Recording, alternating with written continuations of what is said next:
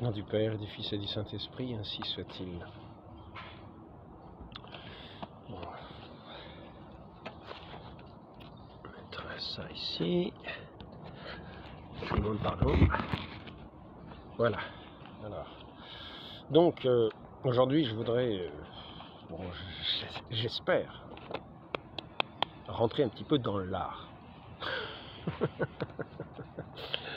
Parce que il faut bien se rendre compte que nous avons affaire, quand nous combattons dans le domaine de la foi, non pas dans ce qui s'appelle simplement contre des personnes comme cela. Saint Paul nous avertit, c'est contre des esprits, des principautés, des puissances. C'est contre des esprits, c'est à des esprits et des puissances vraiment, dans le fond mauvais que nous avons affaire. Depuis l'origine,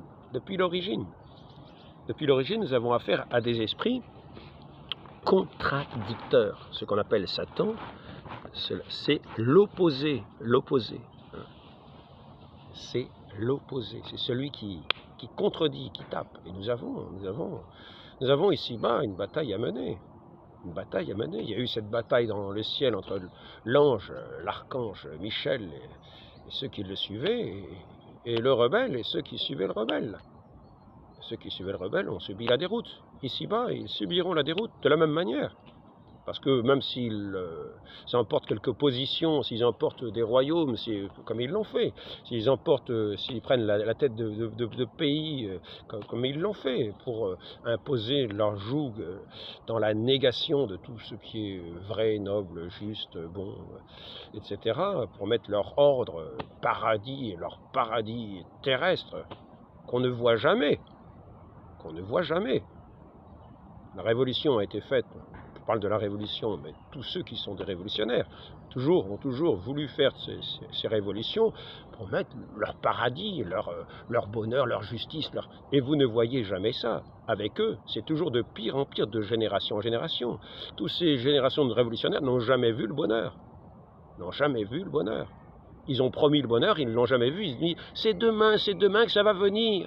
C'est demain. Nous n'avons pas assez fait couler le sang, nous n'avons pas assez écorché, nous n'avons pas assez guillotiné. Non, c'est demain. Plus de justice.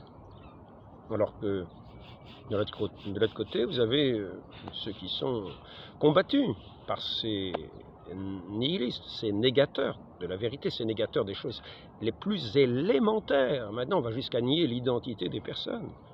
Pour à l'école, formater les gens de façon à ce qu'on ne sache même plus ce que sont les personnes. Vous comprenez? Et ça, pour le paradis sur cette terre. Mais ce paradis que personne ne voit jamais, parce que c'est toujours la dégringolade. Le fait est là, le constat est là. L'arbre pourri, nous l'avons devant les yeux. Voilà. Vous qui êtes les amateurs du progrès du genre humain, montrez-nous le bonheur. Vous ne l'avez pas, parce que toujours il faut faire avancer la révolution, parce que la révolution n'est jamais finie. Parce que vous n'êtes pas arrivé à votre fin et que vous n'y arriverez jamais. Alors qu'un chrétien qui a cette foi qui s'ouvre en regardant simplement les choses dans leur réalité telle qu'elle se présente. Comme par exemple quelqu'un qui est de bonne volonté, eh bien, quand il voit qu'il y a eu des milliers de guérisons, ne serait-ce qu'à Lourdes, je reprends toujours Lourdes, c'est pas la peine de chercher plus loin, je reprends Lourdes, des milliers de guérisons, vous avez le papier du docteur avant l'aller à Lourdes, qui décrit la maladie, quelquefois très très très grave, et vous avez ensuite le bureau de constatation, après que la maladie ait été guérie instantanément. Vous en avez des milliers. Donc c'est un constat, c'est simplement un constat. Donc quand des gens de bonne volonté constatent ces choses-là, qui lisent les apparitions qui ont précédé toutes ces guérisons miraculeuses, nécessairement un esprit humain à peu près sain fait le lien entre les apparitions, la source d'eau qui est apparue à Lourdes lors des apparitions de Lourdes. Personne ne croyait qu'il y avait une source. Il a fallu que la petite Sainte Bernadette arrive, ainsi que lui disait la Sainte Vierge, je le dis bien, la Sainte Vierge, qui s'est présentée comme étant l'Immaculée Conception. Elle lui dit d'aller, non, c'est là-bas, tu vas gratter à côté du buisson ici. Elle va gratter, il y a un petit peu d'eau humide, elle se met ça sur la figure, elle en paraît boueuse. Et les gens se disent, mais elle est folle, elle est folle. Mais nous voyons ensuite que cette source, elle va grandir, grandir, grandir, grandir, grandir, que des gens du monde entier vont venir se laver dans cette eau qui a surgi sous les doigts de Sainte Bernadette, et qu'il y aura des guérisons les plus étonnantes, les plus extraordinaires. Ça, c'est un fait. Maintenant, il peut y avoir des négateurs du fait, parce que cet esprit néfaste qui combat l'humanité, qui combat Dieu, est un esprit vraiment... je ne trouve pas le mot, parce que je n'ai que des mots très légers par rapport à néfaste, ce n'est rien, quoi. C'est un mot... correspond pas. Maléfique, malfaisant, cet esprit malfaisant, qui va toujours lutter contre la vie, et donc contre l'évidence, contre ce contre ce qui nous est donné de constater, de vivre. On va aller contre l'évidence. Cet esprit mauvais va lutter contre l'évidence. Non seulement contre l'évidence, mais contre ce qui est simplement constatable. Et il va toujours lutter contre, dire que ou ça n'existe pas, ou bien l'anéantir. Si possible, un de ces jours, on va peut-être voir des gens qui vont venir avec une pelle et qui vont essayer de boucher cette source. Qui vont. D'ailleurs, il y avait eu des travaux récemment, on se demandait pourquoi. Mais il va toujours y avoir ces esprits. Pour démolir toute trace de Dieu ici-bas, la Révolution, on a voulu bousiller tout le peuple chrétien. Tous ceux qui résistaient à la Révolution, tous ceux qui étaient les plus saintes personnes qui ne voulaient pas entrer dans cet ordre qui luttait contre l'Église et qui voulait abattre l'Église, tous les chrétiens qui ont voulu résister, mais on les massacrait. Ils ont été massacrés. Il ne fallait laisser aucune trace de Dieu. Il y avait un décret qui disait qu'il fallait abattre tous les calvaires. Ça n'a pas été mis en application parce qu'il aurait fallu un temps fou pour abattre tous les calvaires. Mais des églises ont été abattues. On voulait laisser aucune trace. Il fallait nier Dieu dans ses créations, dans ses créatures, dans ses fidèles, dans sa foi. Et le combat continue aujourd'hui. Le combat continue avec les affirmations dans tous les domaines, même du domaine scientifique. On veut nous faire apparaître des choses qui sont très très loin, qui ne sont pas expérimentables à l'œil, parce qu'à l'œil, souvent les gens qui ont une conversion, ils ont une conversion parce qu'ils voient une guérison, parce qu'ils sont guéris eux-mêmes, brusquement. Comme c'est à Lourdes, quand il y avait une guérison à Lourdes, quand il y a, ça arrive encore, c'est plus rare qu'à un certain moment, mais il y en a eu des milliers, je pense même des dizaines de milliers, qui ne sont pas considérés, qui n'ont pas été catalogués comme miracles par l'Église, parce que l'Église, dans sa prudence, ne veut considérer que certains, où il n'y aura vraiment absolument rien à redire. Mais sinon, il y en a des milliers, et même dans un seul, c'était pas un hospice, c'était un endroit où il y avait des jeunes filles tuberculeuses. Chaque année, elles envoyaient, il y avait des religieuses. Chaque année, c'était à l'époque où il y avait encore des religieuses, au début 1900, eh bien, elles envoyaient chaque année un certain nombre en gros, cet endroit pour soigner celles qui étaient atteintes de cette maladie, la tuberculose. C'était divisé en trois années. Première année, elles arrivaient. Deuxième année, ça s'aggravait. La troisième année, souvent, elles mouraient. Mais chaque année, elles envoyaient à Lourdes de ces jeunes femmes qui étaient atteintes de cette maladie. Et à la stupéfaction, on a pu voir 8 qui étaient guéris une année, 8 la suivante, 8 la suivante, dans la même maison, alors que c'était fini. Et certaines sont devenues professeurs de gymnastique, mères de famille, etc., avec une excellente santé, sans plus jamais de complications. Et le docteur, une année, disait, mais cette année, il n'y a pas de guérison. Non, parce que nous étions dans ces années où on chassait les religieux de France. Et donc, il était question de chasser les religieuses de cette maison. Parce qu'il faut combattre tout ce qui est de la vérité, tout ce qui est du bien, du beau, du vrai. Il faut le combattre avec le mensonge, avec la haine au cœur, pour cet esprit révolutionnaire qui veut établir son royaume sur cette terre, son paradis qui est toujours plus un enfer. Toujours plus un enfer. Donc, ces religieuses étaient menacées de partir. Donc, les jeunes filles qui sont venues là, elles n'osaient pas répondre au docteur. Elles n'osaient pas répondre au docteur. Qu'est-ce qu'elles avaient fait? Elles avaient prié en échange de leur guérison. Non pas pour leur guérison, mais pour que les sœurs restent. Et les sœurs sont restées. Donc, ces attaques-là sont dans tous les domaines. Dans tous les domaines. On va vous dire que nécessairement, la création, ce n'est pas une création, c'est une évolution. Il y avait nécessairement, comme nécessairement, la première négation, c'est celle de Dieu. Après avoir crucifié le Christ, fait crucifier le Christ, en niant sa divinité, en niant ses miracles, en disant que c'était de la magie. La magie. En le faisant passer pour un séducteur et tout ça, et en le mettant sur une croix, après avoir combattu directement le Christ. Et ils ont été vaincus, parce que le Christ est ressuscité, tel qu'il était annoncé. Ne fallait-il pas que le Christ souffrit sa passion, souffrit sa passion,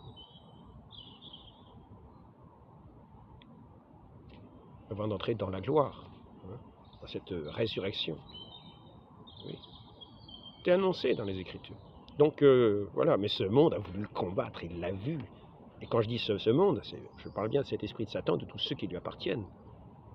De la même manière qu'il y a eu cet ange rebelle et qui a été suivi par une infinité d'anges, une grande partie de cette course céleste, de la même manière ici-bas, il y a cet ange néfaste et ceux qui sont séduits, qui l'écoutent.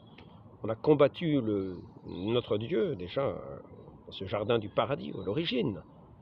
Non, ne l'écoutez pas, mais c'est pas vrai. Non, vous ne mourrez pas, suivez-nous. Nous allons vous promettre le paradis, vous serez comme des dieux.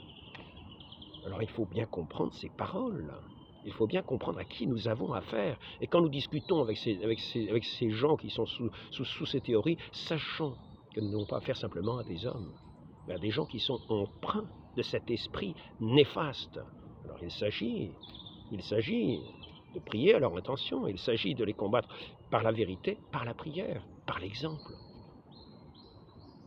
de façon à ce qu'ils soient confondus dans tout ce qu'ils dénoncent. C'est pour ça qu'il ne faut surtout pas prêter le flanc à quelques scandales, parce que tout sert à ces esprits mauvais, pour accuser, pour abattre, alors ne lui donnons pas en plus le fouet pour nous frapper. Mais il faut savoir à qui nous avons affaire. Et donc dans ce domaine-là, nous avons aussi le domaine scientifique. On nous explique que nécessairement, il faut une évolution, parce que comme il n'y a pas de Dieu, il y a eu peut-être un Big Bang, quelque chose, on ne sait pas trop quoi, parce que nécessairement, il se passe des choses. On ne sait pas ce qui se passe, mais il se passe des choses. Donc, on ne doit surtout pas reconnaître que quand il y a une guérison instantanée de quelqu'un qui avait sa jambe fracassée en petits bouts, et qui ressort de là, qui peut marcher, qui peut faire des kilomètres, on va se dire, oui, on va trouver une... Oui, d'accord, non, mais c'est surtout pas en lien avec ces apparitions de la Vierge Marie qui avait surgir cette source. On voyait cette Sainte Bernadette si rayonnante de grâce, de beauté, de cet éclat céleste, de cette douceur, de cette humilité, de cette onction de Dieu sur son visage, qui la faisait ressembler d'une certaine manière à celle qu'elle contemplait dans cette grotte, la très sainte Vierge Marie, comme un soleil, comme un astre qui rayonnait sur son visage et qui éclairait tous ceux qui la regardaient, qui étaient émerveillés. Il n'y a pas besoin de révolution de tous ces gens-là. Ils l'en voyaient. Et ils jubilaient de bonheur, ils étaient dans cet émerveillement, Et à la suite sont venus des milliers de guérisons, Bien sûr, ce n'est pas mathématique, l'œuvre de Dieu, c'est l'œuvre de Dieu. Et certains vont s'amuser à attaquer parce qu'ils veulent mettre leur théorie, imposer leur manière de penser, de faire, leur manière mauvaise de penser. Voyez, vous ne guérissez pas à chaque fois que quelqu'un vient à l'eau. Voyez, c'est pas mathématique. Oui, comme si on voulait commander au bon Dieu dans ses œuvres, dans sa façon de faire, comme si Satan voulait commander à Dieu. Mais non, Satan ne commandera jamais à Dieu. Mais Satan, il finira dans ces antres où il n'y aura plus de lumière, les ténèbres éternelles. C'est ainsi qu'il l'a déjà, en ayant refusé la lumière de ce monde. Les négateurs de la lumière sont dans les ténèbres. Donc, par exemple, un petit exemple, on va nous inventer que nécessairement toutes les strates, ça montre l'âge de la Terre. Alors, toutes les strates montrent l'âge de la Terre. Alors, on va voir un petit volcan qui s'est surgi. J'en ai déjà parlé de ce volcan-là, mais j'aime bien en parler. La lumière des données scientifiques, toutes les strates observées dans le Grand Canyon Colorado pourraient s'être formées non sur des millions d'années, mais en très peu de temps. En cette même année 1980, quand les paléontologistes reconnurent leur échec à découvrir les chaînons manquants, un important événement volcanique survint dans l'État de Washington aux États-Unis, l'éruption du mont Sainte-Hélène. Nous avons ici différentes strates horizontales, comme dans le Grand Canyon du Colorado. Si nous ne savions pas que le barrage s'est formé en 36 heures environ, les strates auraient été datées en millions d'années. Parce que nécessairement, il faut combattre le sens de la création, de la création de Dieu, selon les espèces. Il faut nier le caractère de l'homme. L'homme est tout simplement un protozoaire qui s'est développé en grenouille, en poisson, en ce que vous voulez. Puis en singe, il faut nécessairement qu'il passe par le singe. Hein. Donc voilà. Et finalement, il n'y a aucun but. C'est une errance dans l'univers. Une errance dans l'univers. Donc, mais ici nous voyons que par exemple, pour entrer dans cette nécessité de cette évolution, à partir de rien d'ailleurs, parce qu'on part d'un néant, puis ensuite d'une explosion avec à des degrés, des milliers, des dizaines de milliers, peut-être je ne sais pas combien de degrés centigrades, mais ça chauffe. Quand vous êtes cuit de cette façon-là, n'imaginez pas qu'il y a une particule de vie qui reste. Donc vous passez d'un état de non-vie à un état d'être vivant et organisé. Voilà, et ça s'appelle, ils vont appeler ça la science athée, c'est-à-dire le refus de ce qui est évident, quoi. Hein. Le refus de ce qui est évident. À partir d'un néant de vivre, bien sûr, c'est la vie qui va se développer. C'est l'évidence. Il suffit d'attendre qu'il y ait quelques milliards d'années pour que ça arrive. Hein, voilà. La seule explication, en fait, c'est des milliards d'années, les années, voyez-vous, c'est les années. Les années accumulées font que finalement, il y a l'être humain, il y a l'éléphant qui apparaît, il y a le... Enfin bon, donc les négateurs n'ont pas peur de nier les pires évidences. J'étais encore en train d'écouter un petit peu un musulman. Alors, monsieur Onfray, le grand philosophe médiatique, hein, parce qu'il faut bien sûr qu'il y ait les prophètes de ces sociétés athées. Il faut vraiment combattre tous les esprits de façon à nier toutes les réalités. Donc, eh bien, malheureusement, il s'est attaqué aussi à l'islam. Et ça, pour ma part, bon, je pourrais dire des choses aussi, mais je les dirais autrement. Il suffit de prendre certaines phrases du Coran, voir la façon dont on considère tout ce qui tient du Christ et des chrétiens, c'est-à-dire les tenir pour des impuretés, c'est-à-dire comme des excréments, quoi. Hein. Vous allez voir, un chrétien, c'est pas autre chose qu'une sorte d'excrément, quoi. Les impies, une sorte d'excrément, quoi. Des choses comme ça, c'est marqué dedans, quoi, des impuretés, quoi. Hein. Et voilà, puis à qui on peut ôter la vie, c'est même une bonne chose, hein, quand on est en majorité. Quoi. Bon, voilà. Mais en tout cas, ce philosophe a voulu montrer ses connaissances en matière d'islam. Et ici, c'est une bataille, une des premières batailles, il me semble, hein, des premières batailles Badr, ou je ne sais plus quoi, j'ai entendu ça ce matin. Et il était question d'une personnalité que lui, M. Onfray, tient comme un compagnon du prophète et qui serait mort dans les camps du prophète. Mais il paraît que tous les musulmans savent qu'en fait, il était dans le camp adverse, quoi. Il parle d'un autre savant dont j'ai oublié le nom. Il parle d'un autre savant dont j'ai oublié le nom. Il parle du structuralisme, de notions de ce genre. En fait, c'est pratiquement, en fait, ce savant-là était dans le camp opposé, quoi. Donc ce monsieur Onfray parle de choses qu'il ne connaît pas. Moi, je ne suis pas un spécialiste dans ces domaines, mais je vous affirme que dans différents domaines, les gens parlent de choses que M. Onfray dit et qu'il ne connaît pas. qu'il ne connaît pas. Par exemple, je reprends le cas du linceul de Turin de l'autre jour, parce qu'il était avec un prêtre dominicain, et il disait, bah, de toute façon, le linceul, il ne peut pas être authentique. Il ne peut pas être authentique. Et pourquoi ne peut-il pas être authentique? Ben parce que dans les évangiles, il n'est pas du tout question de linceul, il est question de bandelettes. Je vous l'ai déjà mis sur une vidéo, mais je trouve que c'est quand même bien de le répéter. Parce que ce monsieur qui prétend dire des choses de ce genre, se servir des évangiles pour nier pendant 5 minutes que le linceul de Turin ne peut donc pas être celui du Christ, parce que dans les évangiles, il est question juste de bandelettes, et il n'y a pas de linceul de 3 mètres. Il n'est pas question d'un linceul de 3 mètres, il y a une différence entre des bandelettes, dit-il, et un linceul de 3 mètres. Je reprends en gros ces mots. Mais tout simplement, ce pauvre philosophe des temps modernes et très médiatique, bien, a oublié de lire en fait l'évangile, ou s'il le connaît, a tout simplement menti. Tout simplement, le mensonge ne fait pas peur à celui qui nie la réalité dans tous les domaines, que ce soit des miracles de Lourdes, que ce soit du Christ qui ne passait son temps qu'à faire le bien sur cette terre. C'est ce qu'on a. Il fait bien toutes choses. C'est ce qui a été remarqué de lui. Mais là, s'il avait lu, par exemple, je pense qu'il a dû le lire. Il n'a pas fait attention. On ne fait pas attention à tout, c'est vrai. Mais quand on ne fait pas attention à tout, on ne s'appuie pas sur des choses qu'on ne connaît pas pour affirmer et nier un tissu qui, au contraire, peut apparaître comme ce qu'il y a vraiment de plus convaincant quant à l'existence du Christ. Où on voit toute la passion du Christ sur ce tissu, fait apparemment non de main d'homme, avec des tas d'études scientifiques, avant même le carbone 14, de 1988, qui montrent de différentes manières que ce linceul venait d'Orient. Que c'est du vrai sang, que ce sang, c'est le même sang que l'on trouve quand il y a des miracles eucharistiques. Un sang assez rare. Que ce sang aussi, peut-être des miracles eucharistiques, il y a peut-être d'autres tuniques ou d'autres tissus qui nous restent.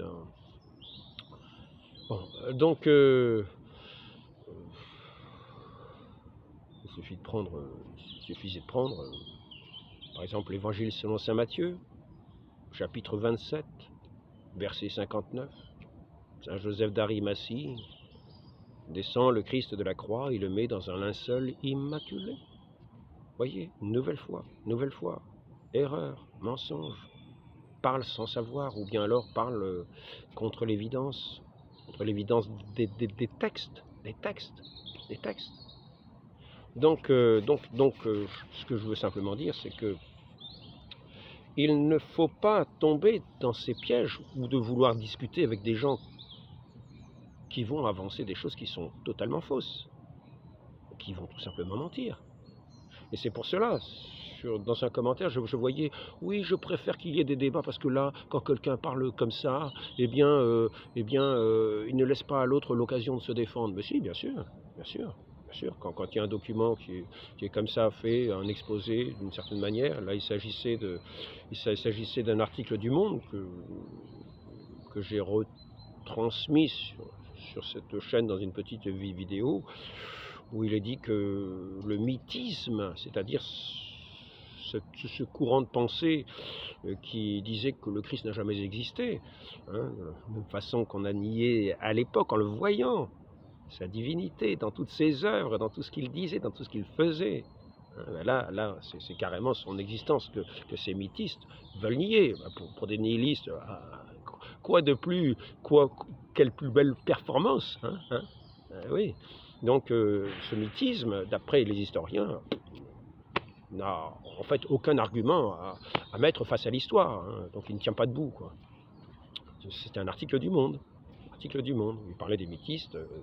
Ce sont des historiens qui parlent du mythisme, qui est une théorie qui s'est dépassée, quoi, qui n'a plus de raison d'être, quoi. Donc c'est ce que dit M. Onfray, le mythisme. Voilà, donc maintenant, il y a quelques autres points que je voulais dire. Donc la négation nihiliste, c'est la négation, le nihilisme, qui n'a pas peur de s'attaquer de front de mentir, de s'attaquer de front à des réalités.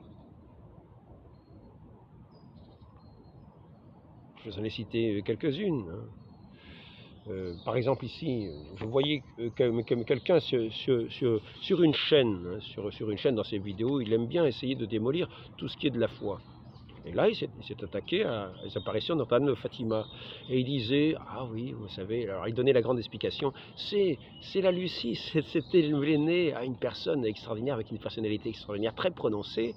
En fait, les autres, ils n'entendaient rien, ils voyaient rien, il y avait qu'elle qui voyait, qui entendait. Mais c'est faux. C'est faux. C'est faux. Dans certains cas, c'est vrai que, par exemple, Francesco, là, le garçon parmi les trop voyants, eh bien, c'est vrai que quand il y a eu un certain secret qui a été dit, il ne l'a pas entendu. Il n'a pas entendu. Et la Vierge Marie dit aux autres, à lui, vous pouvez le lui dire. Hein. Donc, il voyait, mais certaines fois, il n'entendait pas. Donc, ce monsieur-là, sur sa chaîne, dans cette vidéo, il est en train de dire que c'est cette Lucie qui monte la tête aux autres. Vous voyez? Ben, ici, nous avons pour autant dire de ce que nous savons, c'est l'apparition de l'ange, avant les apparitions de la Vierge Marie, c'était en 1900, en quelle année l'apparition de l'ange? Je ne sais plus. L'apparition de la Vierge Marie, c'est 1917, l'apparition de l'ange, printemps ou de l'été 1916, hein, la première apparition au cours du printemps ou de l'été 1916, l'apparition de l'ange. Et donc ici, je vais vous lire le petit passage de ce récit, tant qu'à faire. C'est quand même beau de voir ces faits qui ne sont pas niés. Quand nous voyons la suite de ce qui s'est passé, nous pouvons nous dire que ce qui est dit là est aussi juste. Il n'y a pas de raison de nier les choses comme ça, de cette manière-là. Nous sommes là présents, nous avons une raison d'être. Nous avons une raison d'être. Et nous voyons que notre raison d'être, elle atteint sa plénitude lorsque nous ouvrons notre cœur à cette vraie lumière. Et nous voyons que là, nous avons des êtres de lumière.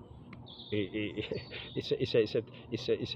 cet accueil de cette vérité céleste, et non pas simplement matérielle, le nihilisme de tout ce qui fait notre identité, notre être profond, eh bien, c'est toute notre joie. Comme je le disais tout à l'heure, tous ces révolutionnaires qui promettent le paradis ici-bas, ils ne font que verser le sang. Ils ne font que censurer, ils ne font qu'abattre, ils ne font que démolir. Mais regardez l'état de la France aujourd'hui, après plus de 200 ans de révolution. Et il n'y a toujours pas de paradis, c'est toujours pour demain leur paradis. Il n'y a toujours pas de bonheur dans les cœurs, il y a une désespérance, les gens sont laissés à la rue de plus en plus. Maintenant, j'en viens à l'ange, c'est cet ange de lumière. Nous étions à jouer depuis quelque temps, et voici qu'un vent fort secoua les arbres, et nous fit lever les yeux pour voir ce qui se passait, car le jour était serein.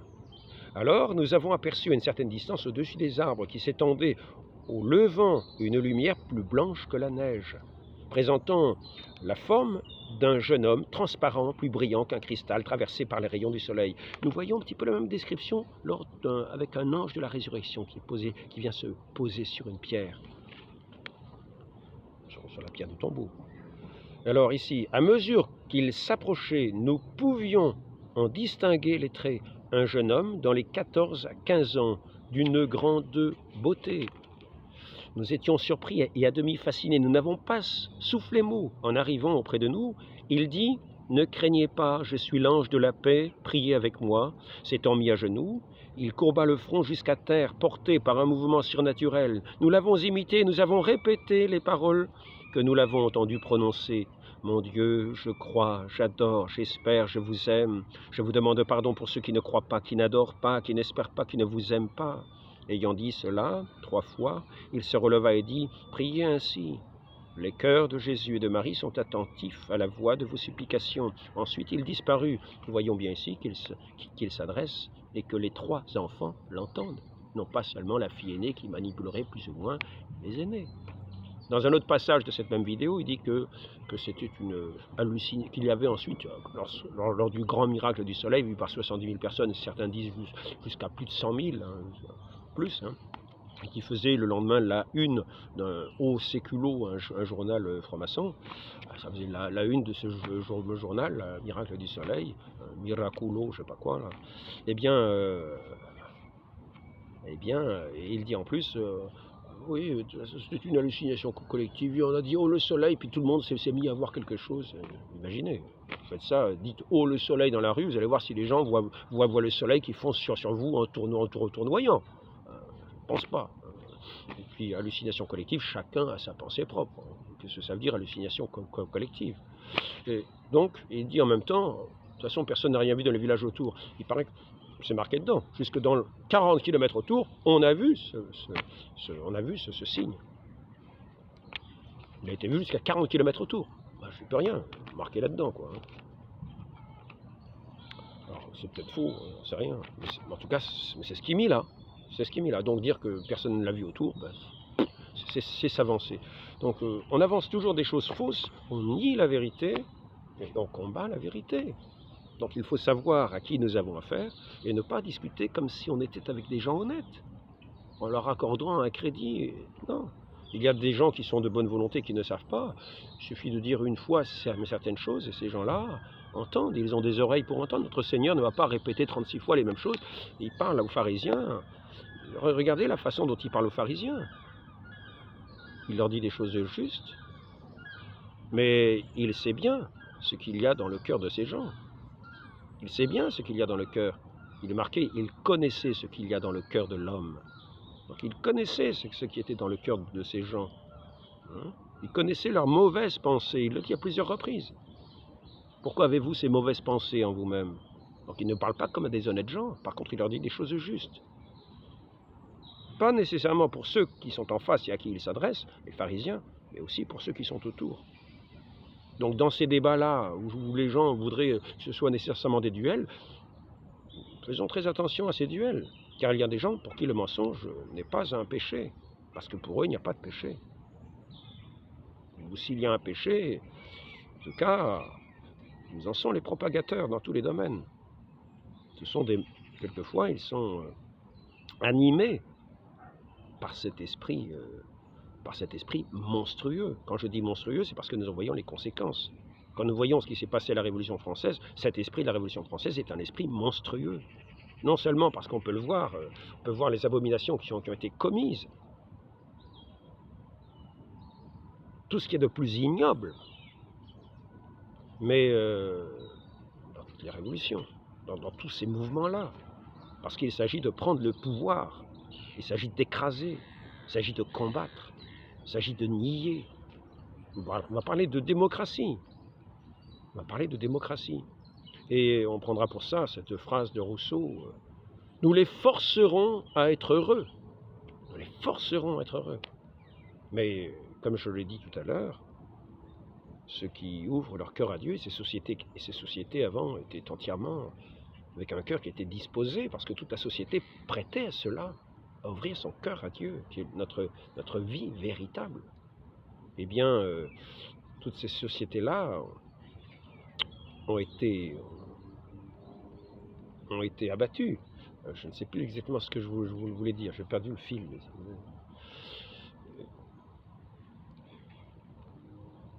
Mais ces révolutionnaires sont incapables de combler le cœur des gens. Je ne sais plus le sujet que je voulais aborder. Quand la pluie arrive. Oui, en démocratie donc. La démocratie. Donc on les forcera à être heureux. On les forcera à être heureux. C'est-à-dire qu'en fait, ces sociétés révolutionnaires qui n'arrivent jamais au bonheur, il faut toujours continuer l'action révolutionnaire. C'est jamais fini, on n'est jamais content. On n'est jamais allé assez loin. Le bonheur est toujours plus loin. La justice est toujours plus loin. Elle n'est jamais aujourd'hui. Il faut toujours abattre, il faut toujours démolir. Il faut toujours mentir pour arriver à ses fins. Parce que on les obligera à être heureux.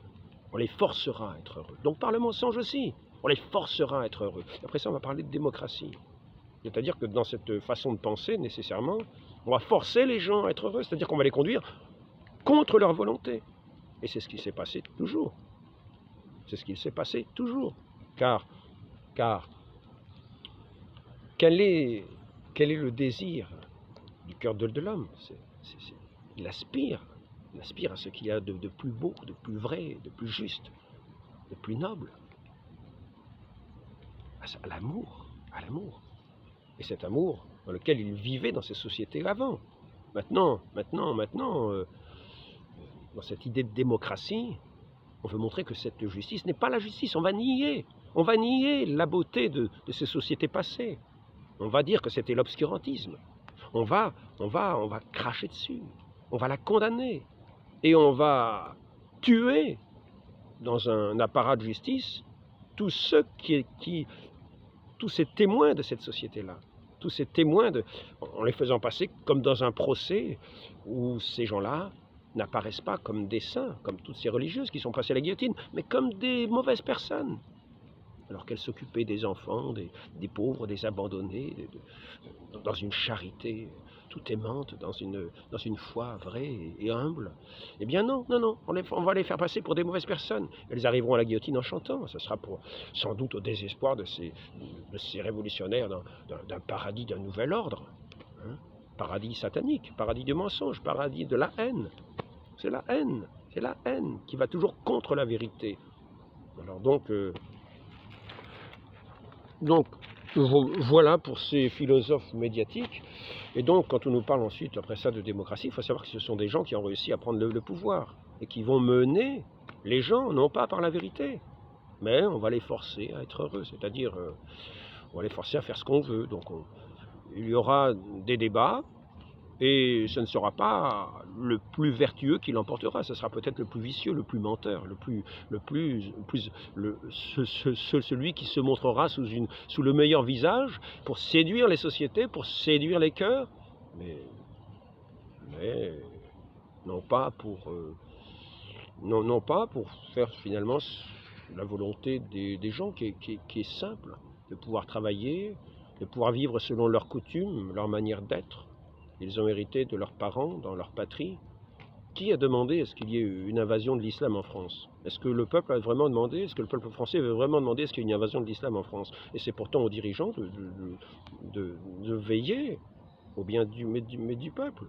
Et quand on sait que ce que l'islam appelle mécréant est appelé à être combattu durement et à être même tué dans certains cas, qui pourra dire que ce peuple français a demandé à ce qu'il y ait une dizaine, une quinzaine de millions, en quelques dizaines d'années à venir sur ce sol de France, alors que ceux qui n'étaient pas révolutionnaires gardaient les aspirations du peuple, sans être dans une démocratie, parce que c'était le père du peuple qui veillait sur ses enfants.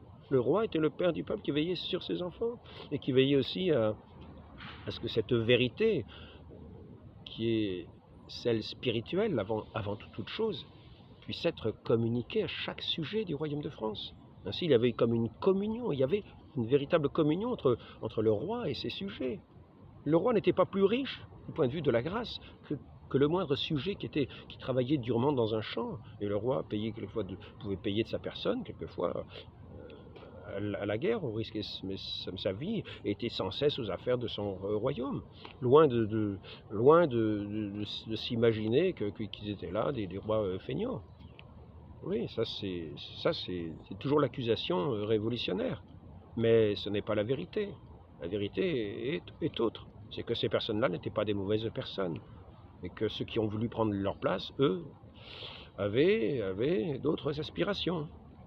Ce n'était plus la communion, mais la division à laquelle nous avons assisté. La division des peuples, parce que Satan, ces esprits néfastes, veulent diviser, veulent détruire. Ils ont réussi à détruire ce pays de France, dans ses coutumes, dans sa morale, dans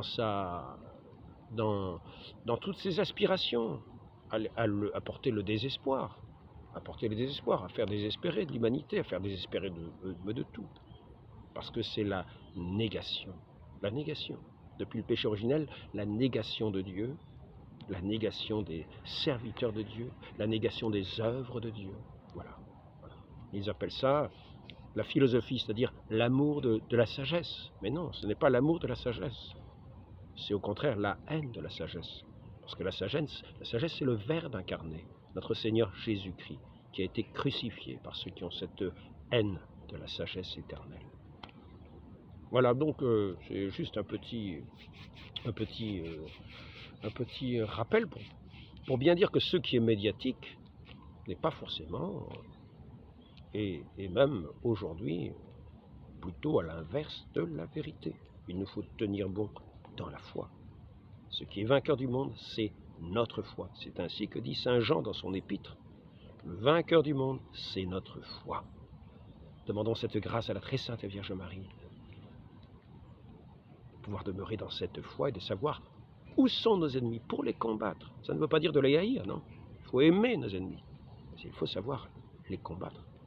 Et il faut savoir s'opposer à leurs œuvres mauvaises en tenant dans la foi, en faisant le témoignage de la vérité. Mais ne nous laissons pas ébranler, ne nous laissons pas subjuguer comme devant un serpent. Très sainte Vierge Marie, accordez-nous cette grâce de demeurer dans la foi, de vivre de cette vie de charité dans l'espérance.